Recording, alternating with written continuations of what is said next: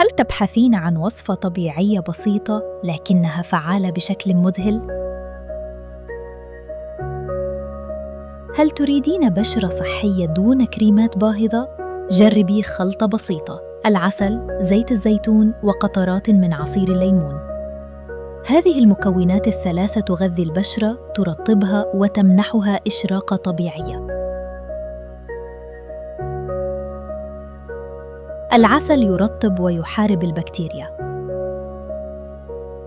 زيت الزيتون يغذي الأعماق ويمنع الجفاف، أما الليمون فينقي ويوحد لون البشرة. ضعي المزيج على وجهك ل15 دقيقة ثم اغسليه بماء فاتر.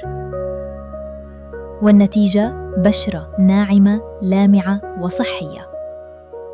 لكن تذكري، لا تستخدمي هذه الخلطة إذا كانت بشرتك حساسة لليمون. لا تنسوا مشاركة الفيديو مع أصدقائكم ومتابعة الصفحة لمزيد من النصائح.